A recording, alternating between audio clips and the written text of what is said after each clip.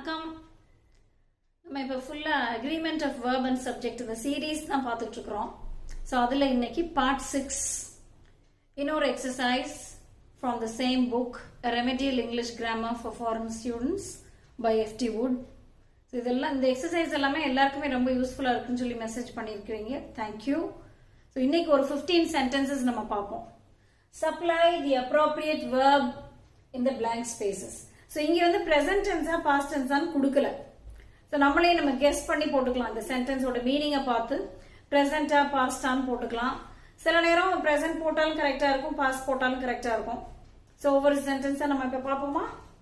ஒரு 3 sentences நான் எழுதியிருக்கிறேன். The people waiting for the train dash getting impatient. நான் சென்டென்ஸோட அர்த்தத்தை முதல்ல புரிஞ்சுக்கணும். ட்ரெயினுக்காக வெயிட் பண்ணிட்டு இருக்கிற people, see the people waiting for the train dash getting impatient. impatientனா என்ன? பொறுமை இல்லாம ஆயிக்கிட்டு இருக்கிறாங்க. see பொறுமை இன்மை அதான் இது. impatience is a noun. okay, so இந்த get கூட நீங்க இங்க பார்க்கலாம். நம்ம get ஒரு லெசன் பார்த்தோம்ல 20 meanings of get. அதுல getக்கு ஒரு மீனிங் become.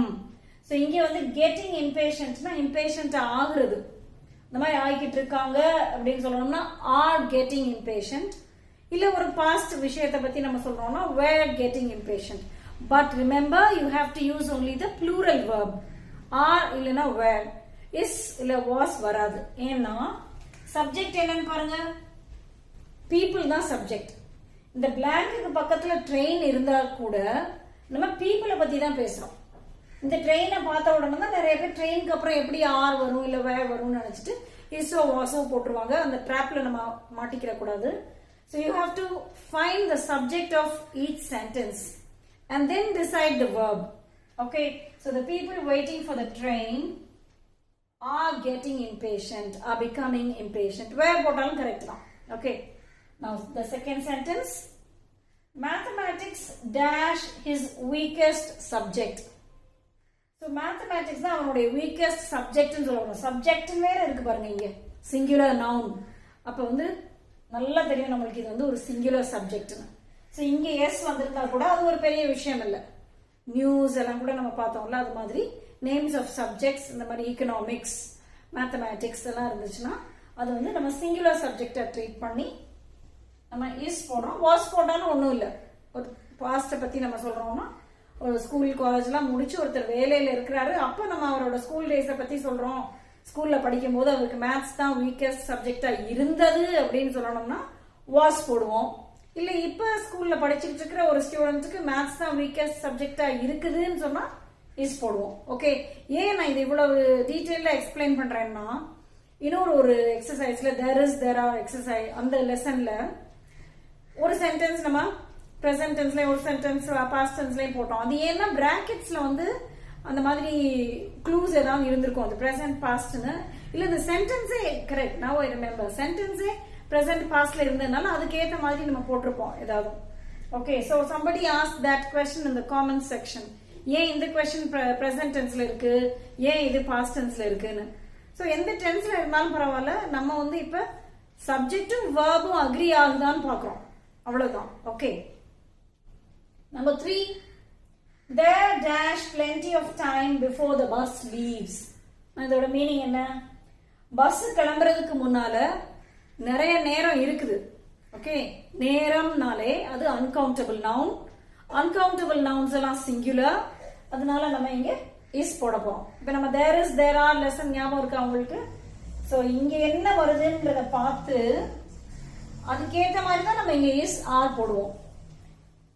இங்க ஏன் நம்ம ஷுவரா பிரசன்ட் டென்ஸ் போடுறோம்னா இங்க லீவ்ஸ் இருக்கு. யூ see, இந்த லீவ்ஸுமே எதை குறிக்குதுன்னா ஃபியூச்சரை குறிக்குது. now please listen, ஃபியூச்சரை குறிக்கிற டைம் கிளாஸஸ்ல ஃபியூச்சர் டென்ஸ் போடக்கூடாது, சிம்பிள் பிரசன்ட் டென்ஸ் போடணும்னு சொல்லி ஒரு ரூல் படிச்சிருக்கிறோம்ல நம்ம.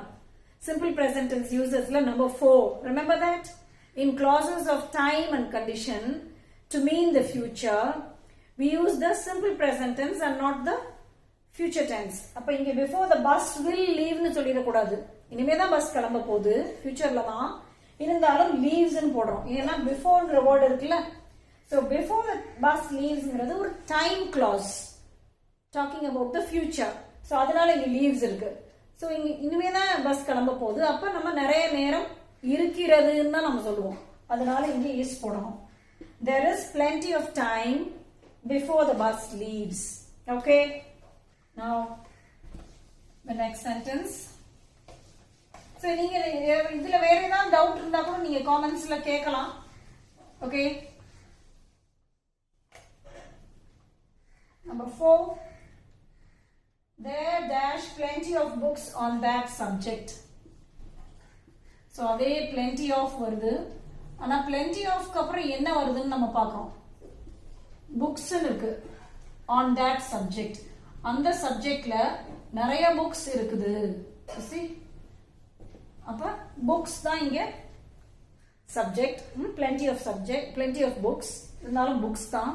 அதனால countable noun plural are போடுறோம். There are plenty of books on that subject. நம்ம இத தமிழ்ல டிரான்ஸ்லேட் பண்ணோம்னா என்ன சொல்லுவோம்? அந்த சப்ஜெக்ட்ல நிறைய புக்ஸ், நிறைய புத்தகங்கள் இருக்கின்றனன்னு சொல்லுவோம். இருக்கின்றதுன்னு சொல்லக்கூடாது இல்லையா? இருக்கின்றனன்னு சொல்லுவோம்ல, அதனாலதான் ஆன் போடுறோம். முந்தின சென்டென்ஸ்ல ட்ரெயின் கிளம்புவதற்கு முன் நிறைய நேரம் இருக்கிறதுன்னு சொல்லுவோம். அதனால நம்ம இஸ் போட்டோம். Right? The same thing in English. Next sentence. Most of the candidates dash passed their examination. Most of the candidates. So இந்த uses நம்ம பார்த்தோம்ல, most of, some of, all of லாம் வந்தாலும் நம்ம அதுக்கு அப்புறம் என்ன வருதுன்னு பார்க்கணும். Most of the candidates dash passed the examination. So இங்க என்ன போடுவோம்? யோசிச்சு பாருங்க. இங்க வந்து be verb கிடையாது. ஏன்னா இங்க நம்ம ஆரெல்லாம் போட முடியாது, அர்த்தம் இருக்காதுல்ல. ஸோ நிறைய கேண்டிடேட்ஸ் எக்ஸாமை பாஸ் பண்ணிட்டாங்கன்னு சொல்றோம். ப்ரெசன்ட் பர்ஃபெக்ட் டென்ஸ் ஹேவ் போடணும். ஸோ அதனால தான் இதில் இன்ஸ்ட்ரக்ஷன்ஸ் எப்படி இருந்துச்சு? சப்ளை தி அப்ராப்ரியேட் வேர்ப். நம்ம தான் கண்டுபிடிக்கணும். இந்த பிளாங்கை வச்சு, இந்த சென்டென்ஸோட அர்த்தத்தை வச்சு அது வந்து பி வேர்பா இல்லை ஹேவ் வேர்பான்லாம் நம்ம தான் கண்டுபிடிக்கணும். Most of the candidates have passed the examination. இந்த ப்ளூரல் கவுண்டபிள் நவுன், அதனால நம்ம இங்கே ஹேவ் போடுறோம். Okay. Then the food we took with us dash, the food we took with us dash insufficient. Insufficient na enna? Not enough. பத்தல, போதுமானதாக இல்லை. இப்போ இங்க சப்ஜெக்ட் என்னன்னு பாருங்க. நம்ம எதை பத்தி பேசுறோம்? ஃபுட்டை பத்தி தான் பேசுறோம். நம்ம எடுத்துட்டு போன ஃபுட். இங்க வந்து that இருக்கிற மாதிரி அர்த்தம். The food that we took with us னு அர்த்தம். ஆனா அந்த that இல்லாமயே நம்ம சென்டென்ஸ் கன்ஸ்ட்ரக்ட் பண்ணலாம். The food we took with us. So இது வந்து ஒரு அடிஷனல் மீனிங் தான். எந்த ஃபுட்? நாங்க எடுத்துட்டு போன ஃபுட்னு சொல்ல வரோம். அப்ப the food தான் subject. uncountable noun singular was. ஏன் இங்க was போடுறோம் is போடாம? ஏற்கனவே இந்த ஒரு verb இருக்கு, அது past tenseல இருக்கு. அதனால இங்க was போட்டா தான் கரெக்ட்டா. The food that we took with us was insufficient. Okay. ஆனா தமிழ்ல நீங்க இத டிரான்ஸ்லேட் பண்ணும்போது போதுமானதாக இல்லைன்னு சொல்லும்போது அந்த இல்லைல வந்து நம்ம டென்ஸை கொண்டு வர முடியாது. பிரசன்டா பாஸ்டான நெகட்டிவ் சென்டென்ஸ்ல. Right? Next 7th sentence. His trousers dash covered with mud. His trousers. So trousers, do you remember this? இந்த மாதிரி nouns ஞாபகம் இருக்குதா? பேரா வரும்ல, scissors எல்லாம் நம்ம பார்த்தோமே. His trousers dash covered with mud. So அவனோட trousers வந்து mud, சகதியில covered, சகதியா இருக்குன்னு சொல்ல வரோம். அவ்வளவுதான். ஓகே. ஸோ அது ட்ரௌசர்ஸ் வந்து ஒரு ஐட்டம் தான் அது. ஆனா அது வந்து பேரா இருக்கிறதுனால நம்ம ப்ளூரலா கன்சிடர் பண்ணி ஆர் போடுறோம். இல்லை வேறும் போடலாம். நீங்க ஏதாவது பாஸ்ட பத்தி பேசுனீங்கன்னா வேறும் போடலாம். ஸோ இங்க ஆர் இல்ல வேர்.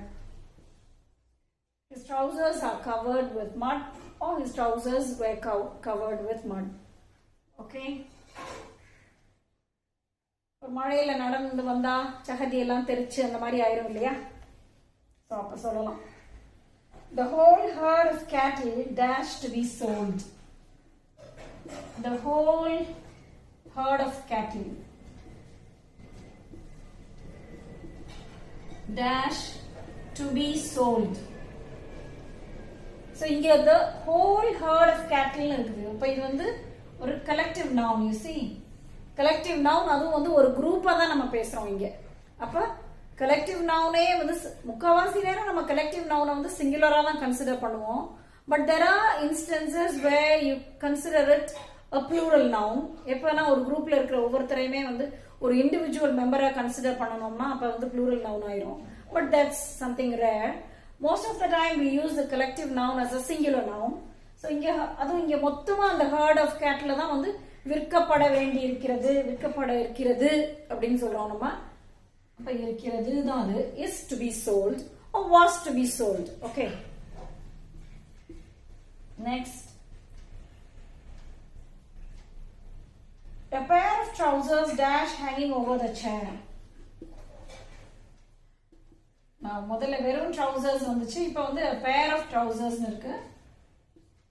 அப்ப இந்த டிஃபரன்ஸ் உங்களுக்கு தெரியும்ல, ஏற்கனவே நம்ம பார்த்தோம் இல்லையா? pair வந்தா என்ன போடணும்? a pair வந்தா singular noun கன்சிடர் பண்ணி is போடணும். is so was so. Okay. trousers மட்டும் வரும்போது நம்ம plural கன்சிடர் பண்ணி ஆரோ வேரோ போடுறோம். Okay. Next. Warm clothing dash necessary. Warm clothing dash necessary in cold climates. So இந்த clothing இருக்கே அது வந்து மொத்தமா ஒரு கிளாஸ் நவுன் தான். அது கிளாஸ் நவுன் உங்களுக்கு ஞாபகம் இருக்கா? ஃபர்னிச்சர் எல்லாம் பார்த்தோம்ல, கட்லரி, அது மாதிரி clothingனா மொத்தமா நம்மளோட எல்லா clothesையும் சேர்த்து தான் நம்ம சொல்றோம். அப்ப clothing is singular. Warm clothing is necessary. So இங்க வந்து was போட வேண்டியதில்லை because this is a general truth. பொதுவா எல்லா காலத்துக்கும் பொருந்தும். cold climatesல warm clothing தேவையா இருக்குன்னு சொல்றோம். Right? So இங்க present tense போடுறது தான் better. நான் அந்த மாதிரி நீங்க டிசைட் பண்ணலாம்.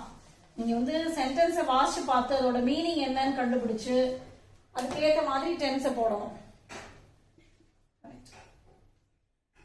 All the furniture in the house, now all the furniture in the house dash old fashioned.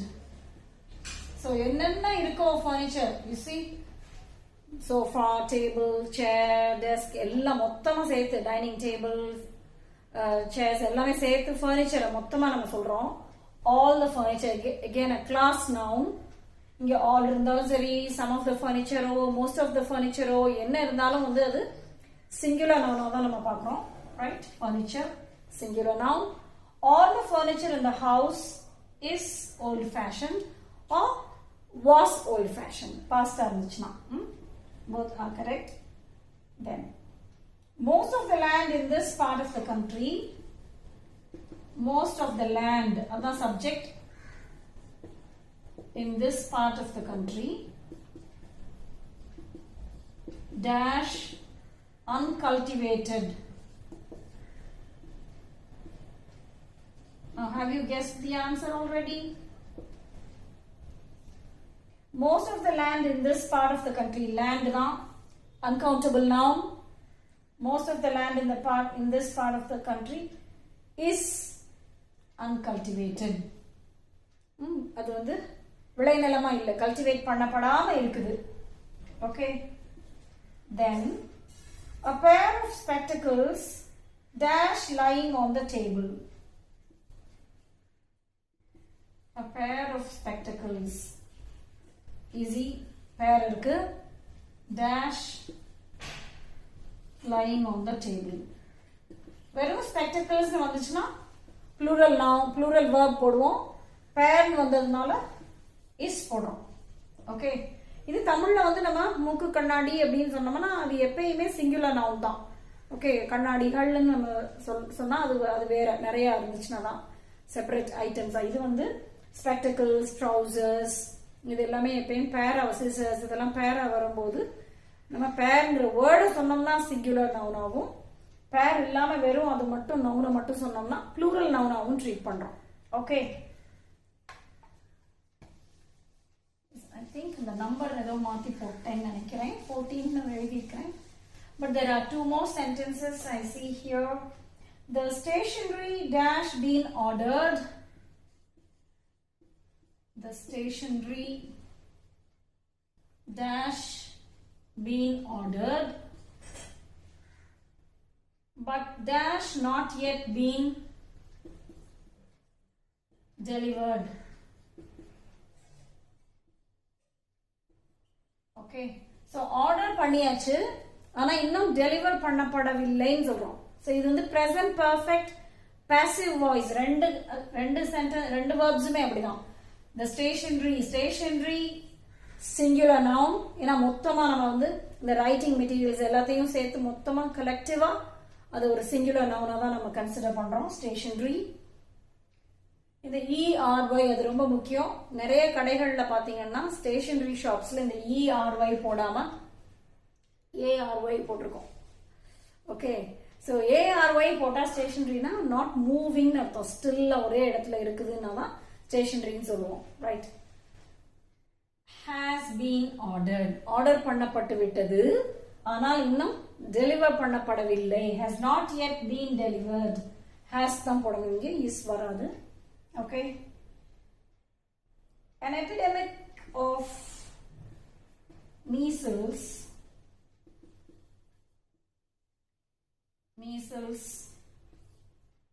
dash broken out in the district.